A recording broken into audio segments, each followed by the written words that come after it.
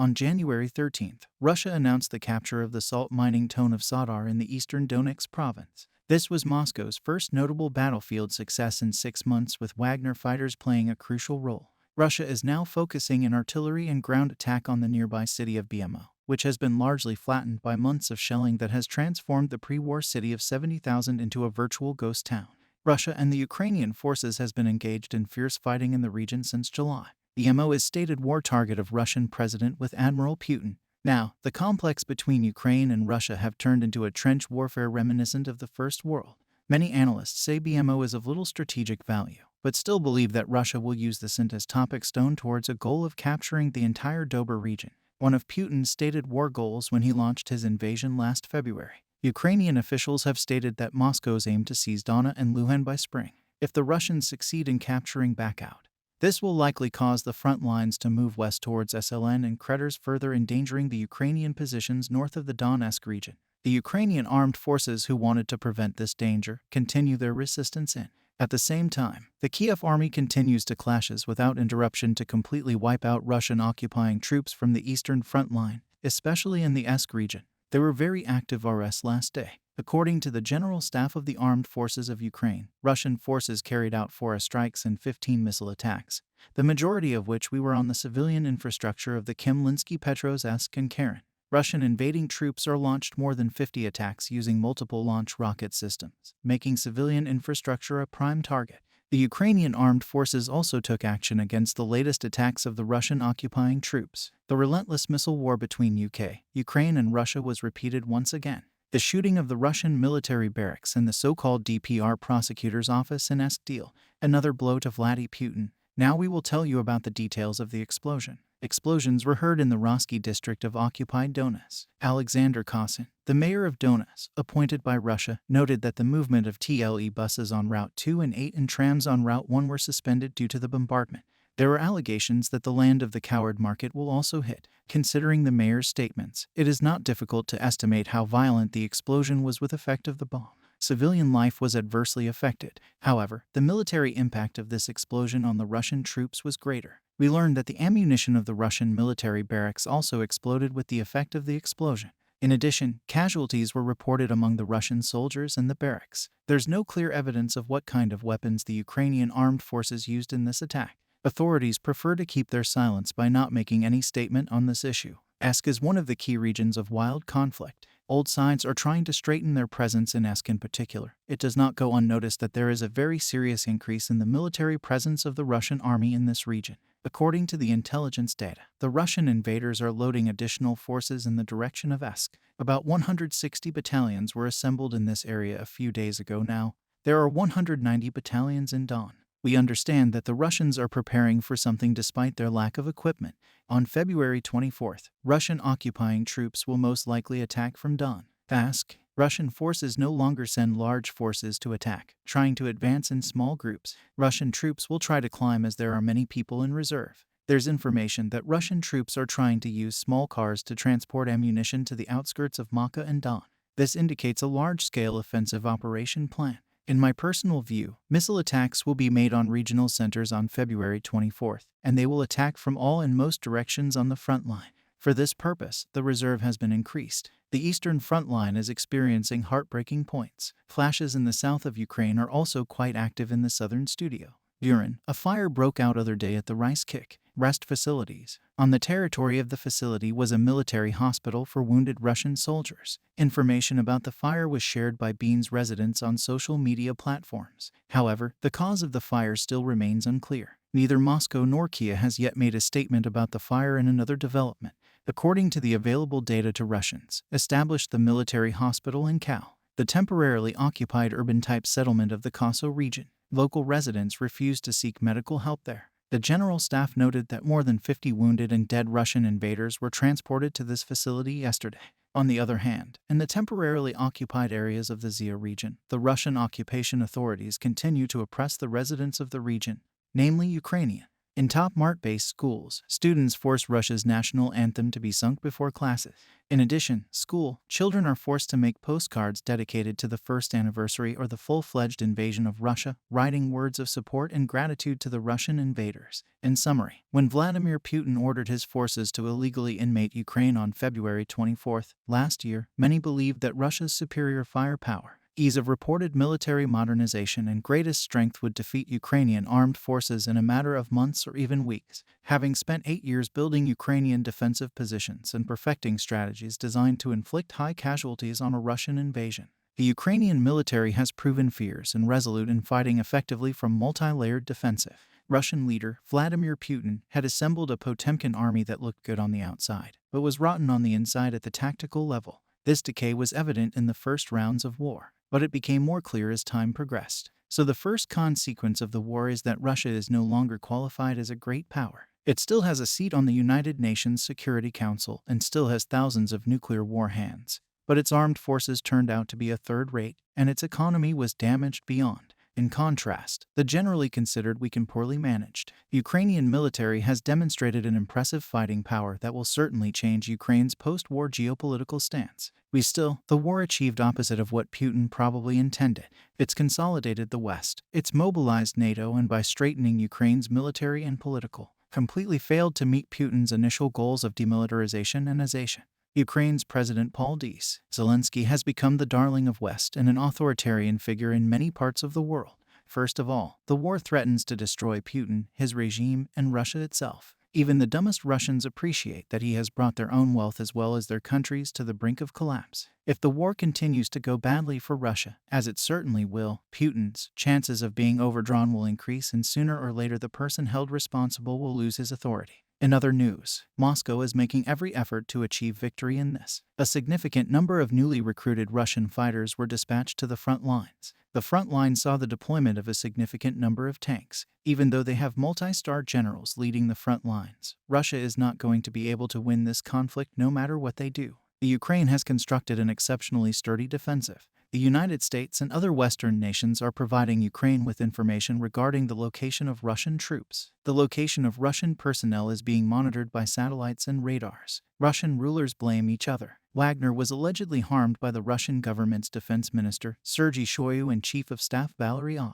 According to Yevgeny Prigozhin, the company's Prigozhin, who was the one who shared a voice on the company's Telegram account, stated that the chief of the general staff and the minister of defense are giving orders saying that Wagner should not only be provided ammunition, but also should not be assisted with air transport. The Russian army betrays Wa. At a time when the Wagner group was battling alongside hundreds of other fighters to capture the Ukrainian Bachman Prin observed that the actions of Russian military leaders could be interpreted as betrayal. It was stated that ultranationalist figures such as Prin and Chechen leader Ramzan Kadyrov had long pressed for the restructuring of the upper echelons of the military. However, it was interpreted that PGA's most recent statements were seen as another sign of internal conflict in the Russian army. This was seen as an additional sign of internal conflict in the Russian army. Wagner is not wanted by the executives in Russia. It was stated in a written statement from the British Ministry of Defense that the rivalry between Wagner and the Russian Ministry of Defense has increased recently, and that Wagner can no longer use the prisoners that are being held in Russian prisons on the Ukrainian front.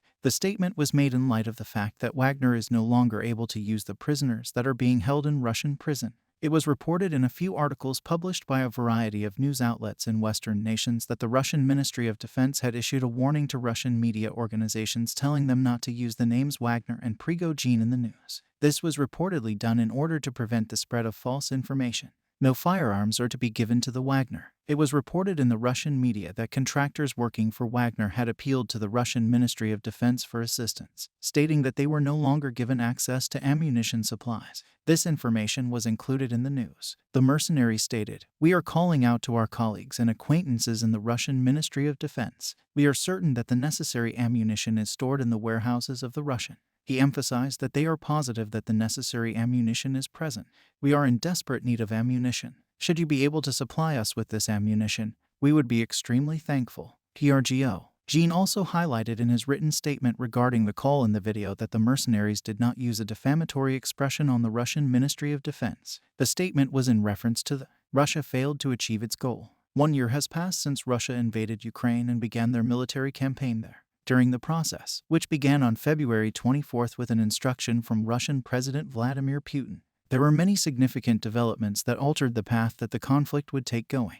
On the other hand, Ukraine maintains its opposition, despite the fact that its tactics remain unpredictable. When the calendar read February 24, 2022, European territories were confronted with the prospect of conflict for the first time since the end of the Second World War. It was believed that Ukraine would have a difficult time regaining control of the territory that Russia had occupied after it had intervened to capture Ukrainian tea. After a full year has passed, the conflict is still active and Russia has not accomplished what it set out to do. Will China join the war? Every action China takes is carefully monitored by NATO. There is a widespread concern that China will provide Russia with weapons and, following Vladimir Putin's meeting with Wang Yi, the director of the Chinese Communist Party's Foreign Relations Commission, the North Atlantic Treaty Organization, NATO issued a provocative statement. Stoltenberg, the Secretary General of NATO, stated that he had seen some signs that China was preparing to support Russia in the conflict that is currently taking place in. Stoltenberg urged Beijing to abandon a step that would violate international law and called on the Chinese government to do so. Stoltenberg stated, "We have seen some signs that China will supply arms and ammunition to Russia, and of course, NATO allies are warning against this because this is something that should not happen." Stoltenberg was referring to the fact that NATO allies are warning against this because it is something that should not. The illegal conflict being waged by Russia is one that China should not support. Putin has been trying to get assistance from China for a long time. The government of China has publicly stated that the country will not take role in the conflict. On the other hand, this might have changed in the recent days. A shift in China's rhetoric included a demand that the United States and other Western countries refrain from providing Ukraine with weapons. This statement provides further evidence that China will stand by Moscow. Statement from Zelensky. "We will hold an account." Zelensky predicted that they would be successful in their battle against the Russian forces, stating that they will hold Russia accountable. The Ukrainian leader said, "We are not destroyed." As a consequence of the assaults carried out by the Russian army during the conflict that began the previous year, the infrastructure of Ukraine sustained significant damage despite the fact that lives were lost. Millions of people were forced to flee their homes. President of Ukraine, Volodymyr Zelensky, issued a statement before the anniversary of. Zelensky stated that they have succeeded in overcoming many difficulties so far and said that they will be victorious against Russia. "We have not collapsed. We have overcome many ordeals, and we will prevail. All of those who are responsible for bringing this calamity, this conflict to our nation will be held accountable. The weapons of the West will be dismissed." Samantha Deb Benner, a researcher at Chatham House, was interviewed by Al Jazeera and said that Western weaponry are decisive in determining whether or not Ukraine will be able to reclaim territory from Russia. Debin observed that most of the territory in eastern Ukraine was captured by Russia in 2014 and 2015, adding that since then, Ukraine has reclaimed 50% of the territory occupied by. Defense and attack protection and offense are equally essential components of a successful military strategy. Both of these operations were a tremendous victory for the Ukrainian armed forces. The events of today have the potential to drastically alter the path that the war will take. A decisive victory has been achieved by the Ukrainian armed forces. Let's get a better understanding of what transpired by taking a more in-depth look at the battle zone. Putin is fuming with rage. Following the significant advancement made by the Ukrainian army, there was a significant increase in the level of anxiety in the Kremlin.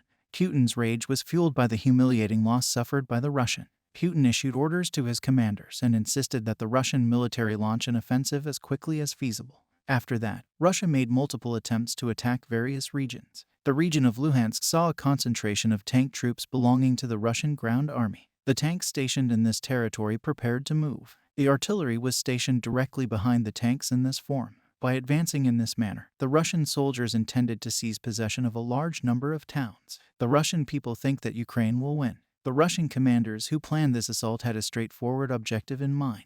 It was anticipated that Ukrainian soldiers who saw an advancing large number of tanks would put down their weapons and escape from many areas of. The Russian forces planned to reoccupy a large number of towns using this strategy. These invasions would receive extensive coverage from media organizations in Russia that are considered to be loyal to the government. It was hoped that by doing so, a powerful piece of propaganda could be created for the Russian people. The perspective of the Russian people has begun to shift as a direct consequence of the recent victories achieved by the Ukrainian armed forces. The general populace of Russia began to have the notion that the Ukrainian army would emerge victorious from this conflict in a relatively brief amount of time. The popularity of Vladimir Putin is suffering as a direct result of this. Putin's propaganda required a fresh win in order to continue. However, Putin's schemes were foiled by the Ukrainian. Ukrainian missiles did not allow Russian tanks. The Russian military's attempt to invade Ukraine was met with an extraordinary opposition from the Ukrainian army. Ukrainian missiles launched in rapid succession at Russian tanks, damaging several of them. This unexpected attack completely caught the Russian forces off guard. The Russian tanks attempted to turn around as soon as they. However, the Russian force was unable to properly coordinate their withdrawal. There was a battle between the soldiers in the vehicles and the artillery that was firing on them. In the meantime, Ukrainian missiles began attacking Russian vehicles. During these activities, it is believed that a total of 16 Russian tanks were destroyed. The Ukrainian military fired down a Russian fighter. The Ukrainian military fired down a Russian fighter jet. A Russian Su-25 fighter aircraft was reported to have been shot down in the Belgorod region on the Russian-Ukrainian border. After completing his combat mission, the pilot of a Su-25 model fighter plane belonging to the Russian Air Force was returning to the military base in the Belgorod region when the plane was involved in an accident, and the pilot was. This information was disclosed in a statement that was released by the Russian Ministry of Defense. According to the statement, the aircraft went down in a desolate region and there was no damage at the scene. Furthermore, according to the preliminary data, it was stated that a technical malfunction was the cause of the accident. According to a statement released by the Ukrainian government, the aircraft was brought down by a target tracking. The fate of the war will be determined. In the spring, Forbes.ua was provided with assessments from Kyov, who is the director of Ukraine's defense intelligence. According to Kyov, there will be significant head-to-head competitions on the pitch this spring. The significant offensive that Russia is aiming for is presently under. According to Bov, it has a strategic objective, and that is to reach the administrative borders of the Donetsk and Luhansk regions by the 31st of March. In reference to the ongoing efforts in Russia to bolster its military forces, BOV posed the following question. If everything is good in Russia and they have recruited 316,000 more soldiers, then why do they continue their mobilization? Therefore, nothing is going. This brings us to a very straightforward inference. Russia. How many people have been killed in this incident? That is an extremely large number. There are not enough bullets in stock. According to OV, the Russian troops stationed in Ukraine have saved the greatest amount of ammunition for the past 2 months. And now they are mass-producing artillery. This demonstrates beyond a reasonable doubt that they do not have sufficient stockpiles of ammunition. When asked when the war will come to an end, BOV responded, "We only have one condition to reach the administrative borders in 1991. Everything else will be decided afterward." Criticism of Ukraine from both Trump and Biden. The derailment of a railway in Ohio, which led to a catastrophe for the local ecosystem, is currently one of the most pressing issues facing the international community. The 45th President of the United States, Donald Trump, paid a visit to the town where the disaster occurred. During his trip, Trump leveled a barrage of condemnation at President Biden of the United. The freight train with 150 cars was traveling from Madison, Illinois to Pennsylvania with its load. However, there was an unexpected derailment and the explosion occurred. The accident resulted in the derailing of 11 wagons transporting various chemicals. The former President of the United States, Donald Trump, was the first person to arrive in East Palestine in the days following the natural catastrophe. A terrible event has transpired in this beautiful community, and it has had an impact on the lives of the families who reside here. The Americans found it incredibly inspiring to see how united, brave, and powerful you all were during this standoff. You staged an uprising in the village and the surrounding areas, and you stood united to clear this region. Trump criticized President Biden, saying, "I trust Biden and his representatives will find time to look after you from traveling around Ukraine." Trump was directing his criticism that Biden, "I really hope they find their way to you because although we currently have $117 billion, once Europe ceases asking for money, what will we have? Is it possible that there are still $10 billion available?" Following the event, the Biden administration issued a statement saying that the rail business, Norfolk South, would clean up the area in just 1 year. 145,000 Russian warriors lost their lives. The most recent information regarding the conflict between Russia and Ukraine claims that 145,000 Russian servicemen have been killed in the past year. The attacks that have been carried out by the Ukrainian army over the past day have resulted in the deaths of 620 Russian servicemen. Over the course of the past few months, Ukraine has transitioned from a defensive position into an offensive situation. In particular within the urban area of Bakhmut, the Ukrainian soldiers were successful in driving back the Russian soldiers. The Ukrainian force, which was successful in seizing the Russian positions, advanced to within 2 kilometers, 1.2 miles of the city. The Ukrainian army carried out a surprise assault by firing howitzer and other forms of artillery at the principal military installation held by the Russian army. Following the successful assault, the Ukrainian forces withdrew to the city of Bakhmut. Hell weapon is in hell now. The TLS-1PEK multi-barreled heavy rocket launcher system, which the Russians refer to as a weapon from hell, was destroyed by the Ukrainian army in the city of Crimea, where the conflicts are still ongoing. The information that was made public by Russia suggests that the infernal weapon has a range of 550 kilometers. The howitzer assault carried out by the Ukrainians was successful in destroying the Russian, which was capable of hitting a number of cities in the eastern region of Ukraine. It was reported that the life-threatening firearm had a price tag of $6 million.